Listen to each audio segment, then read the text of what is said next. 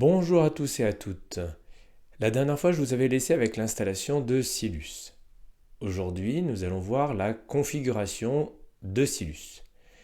Nous allons voir aussi comment générer et mettre en place les fixtures pour nous permettre d'avoir une base de données qui contient au moins un utilisateur administrateur, le channel et quelques éléments de configuration. Il faut savoir que Silus sans channel est inutilisable.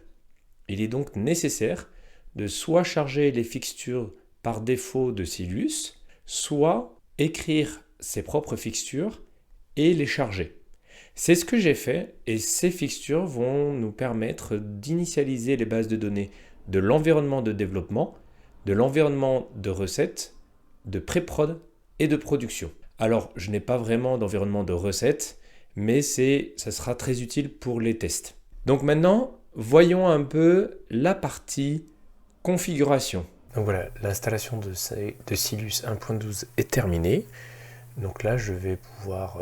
j'ai ouvert le projet dans PHP Storm, qui est mon IDE, et on va pouvoir continuer à développer. Donc là, je vais configurer. Donc, c'est un projet Symfony, il faut bien qu'il me le trouve. Donc le var, on va l'exclure.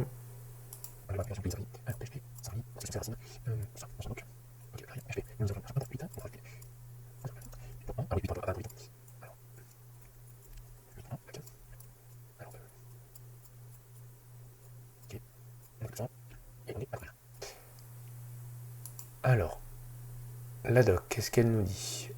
Donc la doc, lors de l'installation, donc j'ai fait ça, moi. Je suis rentré dans mon projet. Donc là, on va faire yarn install. Hop. Yarn build. Ça, c'est pour autant l'admin que pour le shop. Hop, c'est construit. Donc maintenant, on va faire l'installation. Alors moi, donc c'est 8.1 que je vais utiliser et par défaut, c'est 7.4 qui est activé. Donc là, si je fais PHP-V, c'est 7.4. Donc là, je vais utiliser Symfony, donc le client Symfony pour pouvoir faire tout. Donc il faut que je le configure. 8.php-version. Et donc là, Symfony. Et je mets la commande. Il me dit que tout est OK, mais il n'arrive pas à se connecter à la base de données. OK. Donc Docker compose. Hop, demander. Hop. Il me télécharge la version de MariaDB qui va bien. OK. Donc là, si je fais Docker compose PS, voilà, j'ai bien mon MariaDB. Et donc là, je vais pouvoir relancer la commande. Relance. Et voilà. C'est en train de charger. Donc là, ce qu'il va faire, c'est qu'il va installer les assets et il va vider la base. Donc là, il a mis à jour la base de données. Normalement, hop, on devrait ici voir apparaître les tables. Ah non, d'accord, donc il va le faire. Donc oui, je veux que tu vides la base de données. Et il va charger les données de développement. Ok, donc moi, ma monnaie, c'est EUR. Langage fr_fr. L'email de l'admin.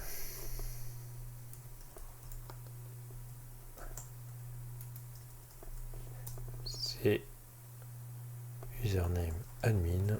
Donc voilà, donc là c'est installé. Donc là j'ai toutes mes tables qui sont là. Si on essayait de se connecter à l'admin, je lance le serveur. Donc là pour ça je vais utiliser Symfony. Hop, Symfony serve-d, il est disponible. Maintenant 127.00.1000. Voilà, donc là j'ai bien mon site. Ok, on va faire. Je suis sur Symfony 6.2, pardon. 2.6 c'est très vieux. Ça rappelle des souvenirs. Et donc là je vais aller dans l'admin. Donc admin@test.fr. Et donc là, je vois que j'ai de la donnée. Ok. J'ai des produits. Ok. Et ben, on va supprimer un peu tout ça pour pouvoir faire nos données et charger nos données.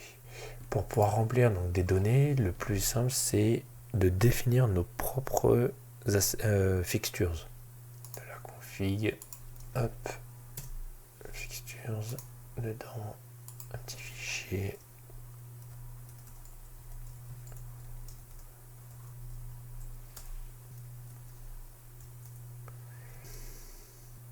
Est-ce que juste en faisant ça, il me voit la suite? Pas du tout.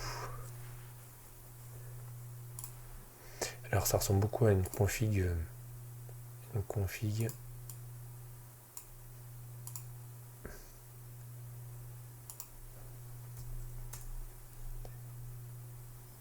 Pas du tout. Donc c'est pas au bon endroit.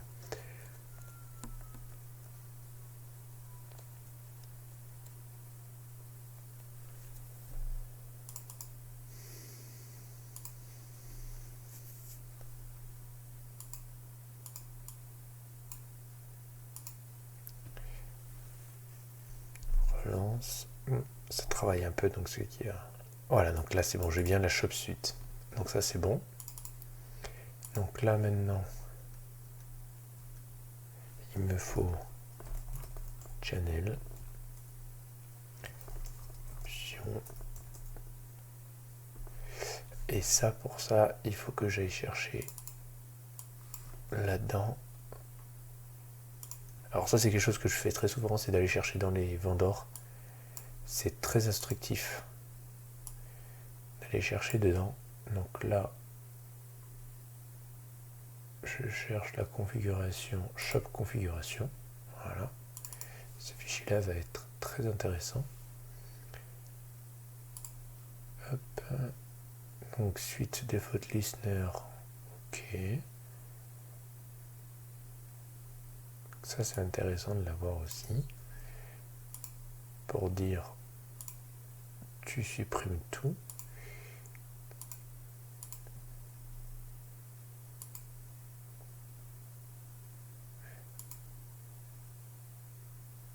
Listener, ok d'accord. Fixture, donc ok. Donc là maintenant on a les locales, ça c'est bon. Les currency, ça on va prendre juste l'euro. Ça on en a besoin avant le channel, donc il faut bien faire attention à l'ordre d'ajout. Country, on va rajouter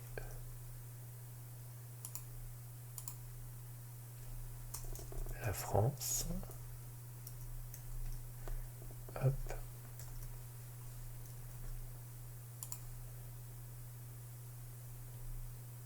La zone, et ben on va rajouter une zone avec. Comme ils ont fait pour les USA, moi je vais faire la même chose mais pour la France. Hop. France. Ensuite, menu taxon. On va mettre la catégorie. Effectivement, ça me paraît pas idiot.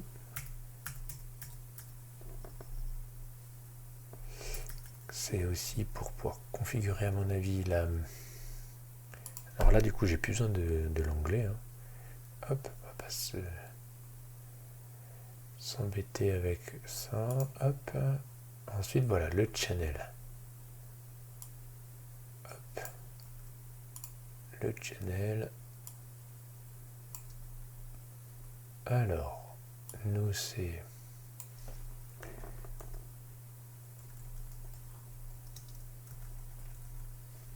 Je le rechangerai quand on aura le nom définitif.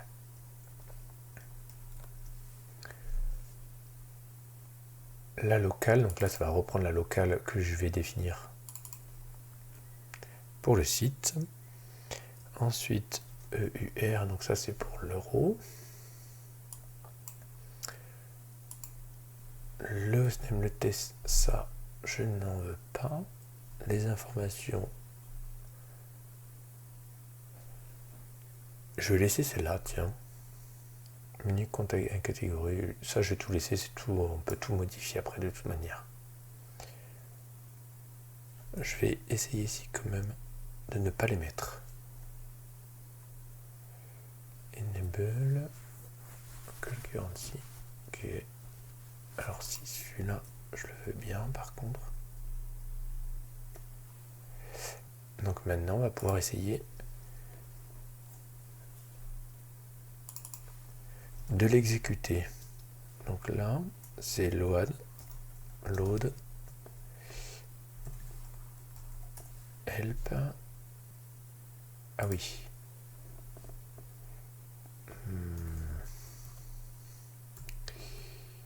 Effectivement, il y a eu un petit loupé ici. Hop. Ok. Hop. On relance. Yes. Et là, c'est tout chargé. Donc là, maintenant, on devrait avoir un channel. J'ai bien un channel. Maintenant, on va essayer d'aller se connecter dessus. Donc là, je suis en local, ok. Hop. J'actualise, je me fais éjecter. Donc là, c'est pas cette adresse mail là, c'est celle-là. Alors effectivement, on va peut-être changer pour mettre cette adresse mail là. Voilà. Donc là,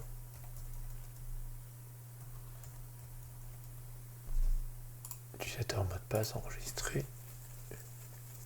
Alors j'utilise le gestionnaire de mot de passe du navigateur parce que c'est des données de test. Ok.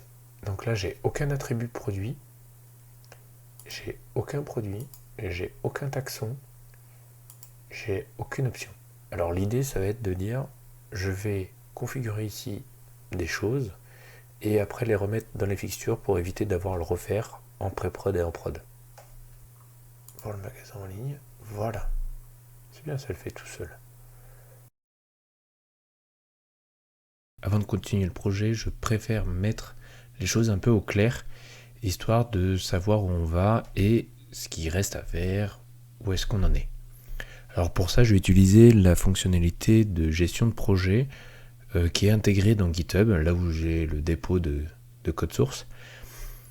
Et je vais le configurer pour lui mettre les tâches en cours, les tâches à faire et suivre l'avancement.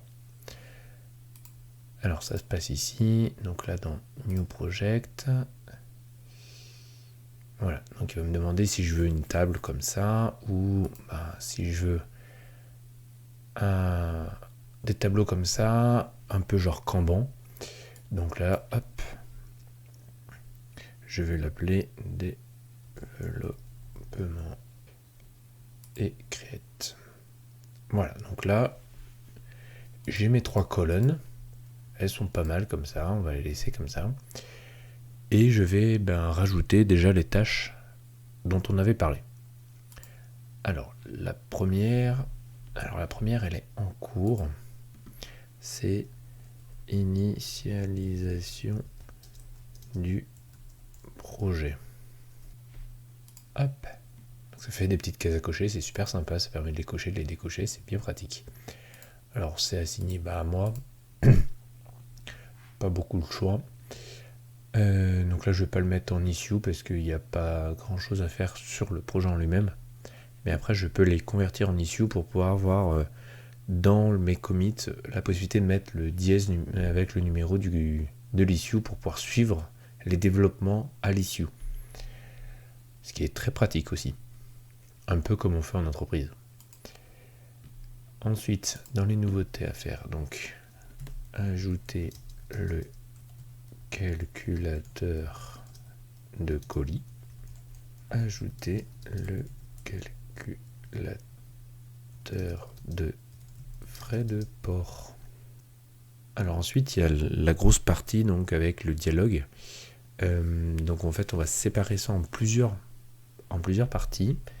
Donc, ajouter la possibilité de proposer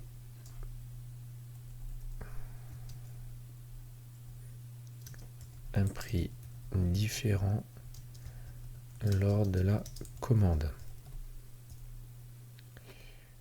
Ok, donc ça c'est la première partie. Je vais essayer de découper assez finement.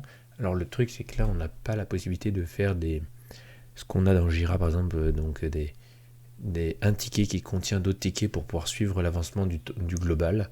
Ça on peut pas le faire sur GitHub, mais c'est pas grave, on va avancer comme ça. Hop. Sachant que là le projet en fait c'est juste le développement du site. Voilà. Une fois que c'est terminé, c'est développé, normalement le projet s'arrête, parce qu'un projet c'est un début et une fin, et on recommence un autre projet si on a d'autres choses à faire. Ensuite, donc ajouter un module de dialogue entre l'acheteur et les admins. Alors, tac, ajouter la possibilité de refuser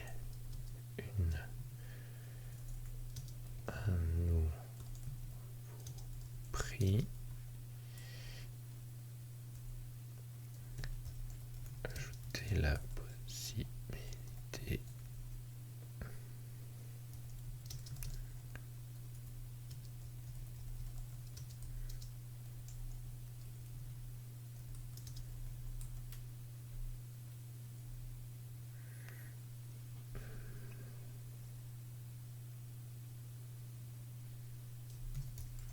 et la dernière action, la possibilité d'accepter.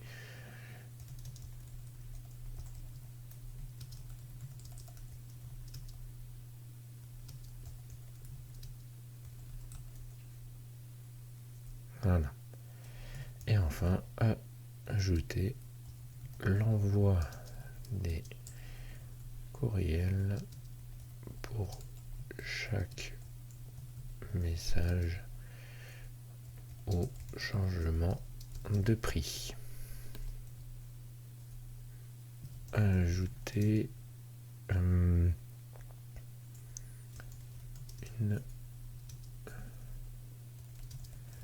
page éditoriale pour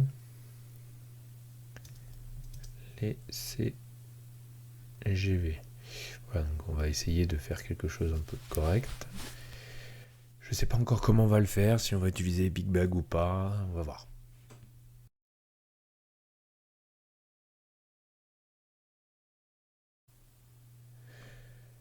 Maintenant qu'on a fait tout ça, on va aller valider la première étape. Allez, hop, enregistrer les tâches à faire, ça c'est fait. Et on va le passer en down. Alors je vais le faire ici, ça sera plus sympa. Hop, il est en down. Voilà, il est bien en down. C'est parti pour le développement de tout ça. Voilà, on va s'arrêter là. Donc on a vu comment on a... Donc on a vu la gestion de projet avec le petit tableau sur GitHub qui me permet de voir l'état d'avancement de chacune des tâches et faire avancer les tâches. Et on a vu aussi la configuration de Silus pour pouvoir commencer à l'utiliser. Donc maintenant, on va commencer à mettre les mains dans le cambouis, donc dans le code, et on verra la prochaine fois la partie transporteur, donc le découpage en colis de tant de kilos et la sélection des frais de port. On verra si ça fait 1 ou 2 épisodes. Il risque d'y en avoir quelques-uns pour arriver à faire tout le projet. Donc abonnez-vous pour éviter de passer à côté d'une vidéo. Et aussi allez voir sur mon blog. Je parle aussi de ce projet-là, mais sous un autre angle où je donne d'autres informations, mais aussi des informations que je donne aussi dans la vidéo. Donc ça peut être aussi sympa pour vous d'aller voir le blog post. Le lien est dans la description. Donc mettez un petit pouce en l'air si vous avez aimé cette vidéo et je vous dis à bientôt et bon code.